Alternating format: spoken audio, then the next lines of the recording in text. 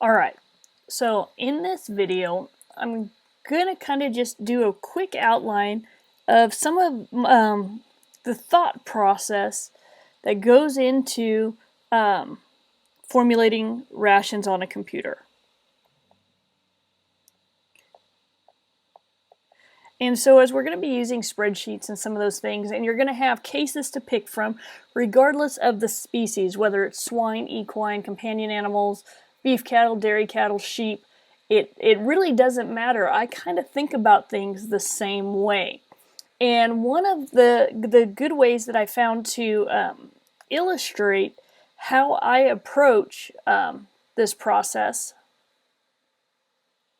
is the concept of the food pyramid. And this is where knowing our feed categories come in handy. Because if you remember, we have feed categories 1 through 3, and those were the roughages. Okay, category 4 is the energy feeds. Category 5 was protein sources. Category 6 was minerals. And category 7 was vitamins. And category 8 was the additives. And this is where understanding the hierarchy of how feeds are formed and how complete rations are formed is based on our knowledge of why we're choosing the ingredients we're choosing. And so if we were to pick an example, I'm going to start with an herbivore, say a sheep. Okay? Just as an example, what I do is visualize a food pyramid. And this used to be how we did human diets way back when. But what we need to do is think about, okay, what is our foundation ingredient for an herbivore diet? Which category feed is it going to be based upon? And if we think about that, sheep are a herbivore, they're a ruminant, so they're designed to eat roughages. So the roughages are going to be the base of our diet. That's our foundation, and we build everything else from there. So when we start evaluating diets, if I'm doing one for a sheep, I need to be like, okay, what is my roughage source? That's my first question. If you think back to our substitution problems, roughage was what we evaluated first because those are ways we can solve for herbivore diets. So when we talk about the roughages, this is going to be a pasture, hay, silage, some sort of forage roughage that's going to form that foundation. Then, if we aren't meeting the calorie needs of that animal, nothing else matters. So the next category that we're going to concern about is the energy feeds. And make sure we're getting the calories into that animal that we need to. So we're going to make sure we have cereal grain byproducts, or something to help increase that caloric density of the diet. Once we get energy needs met, then we're going to worry about the protein, because now we can start fine-tuning this ration and be like, okay, we know we're getting enough calories, now let's make sure we're getting the amount of protein and amino acids into this animal to accomplish the goals. And then once we get the two big ones, as I call it, energy and protein, out of the way, then we can focus on some of the smaller nutrients. And this is where we can start doing vitamins and minerals. And if we choose to do any additives, they would be the last thing we add at the very end. And so if you take a look at this, you'll see that in reality, this is a lot like our substitution problems. Step 1, that's not really step 1. Step 1, evaluate the roughage only. Once we know where our roughage is at, then we're going to make sure we're getting enough energy into the animal, whether it's calories or TDN, whatever the case may be. That is our second decision. Once we're meeting the energy needs, then we're going to worry about protein, vitamins and minerals, and then any additives we need to do at the very end. And so this food pyramid works for pretty much any herbivore. Is going to require that base of refuges. So cattle, sheep, horses, any of those are going to follow this one. We do have our omnivores though.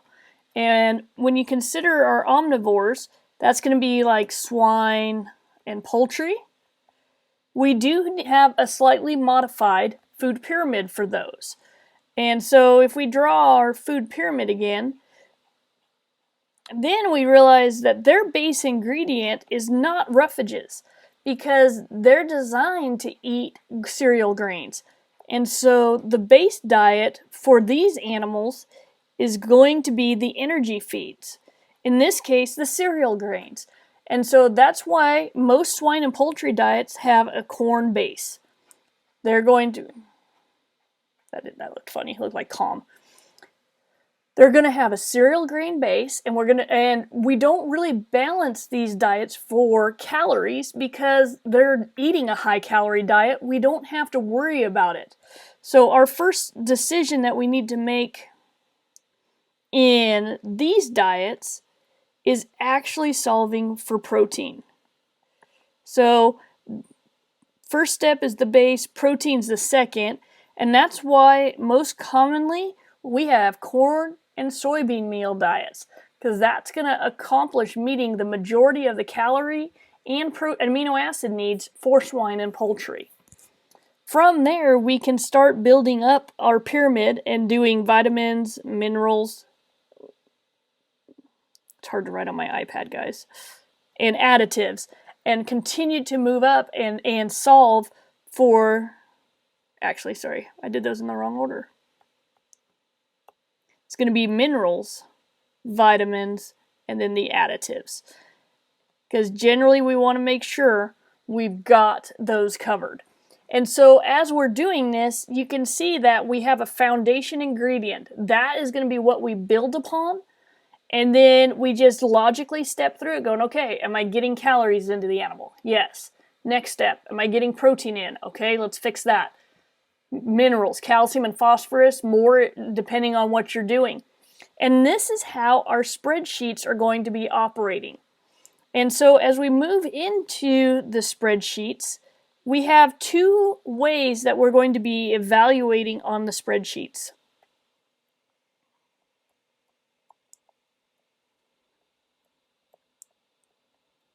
Ooh.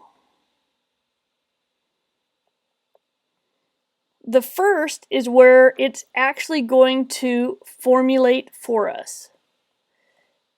And this is where you're going to enter the requirements.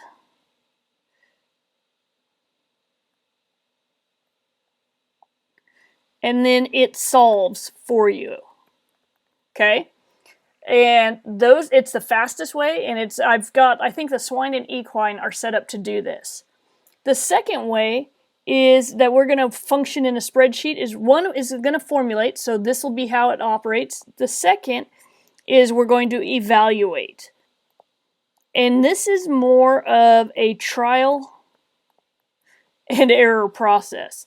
And if you think about it like the substitution problems or that food pyramid concept that I just covered, is you're going to start with a base ingredient, and like in the example of sheep, it'd be a roughage of some kind. Then, is it meeting the needs of the animal? Yes or no? If not, then we're going to move to energy feeds. It's like a flow chart. And so that is how ration formulation occurs. So if you think about it like a flow chart, and actually, let's see if we can draw one out real quick. So in the example of a sheep, we're going to start with a roughage. And is that meeting the energy needs? Yes or no? If yes, then stop. We don't need any additional ingredients. If no, then add an energy feed. Okay, and once we add that energy feed, Then we can ask the question about crude protein, or the protein needs, whether it's crude protein or the amino acids. If yes, then stop. No, then add protein. And so it's just a process like that. Always ask yourself, start with the foundation, and is this meeting their needs? Yes or no? Yes, then you stop. You don't have to add any more ingredients. And in some cases, especially in equine and some of our mature, like non-lactating, non-gestating ruminants, they may not need anything other than good quality forage. And so you don't have to go further than that. And so it totally depends on that species. But that's where we're heading. That's what you're going to get to explore. So as we move into that, think about the food pyramid for livestock. That's going to be what we're going to consider as we start building these rations. All right?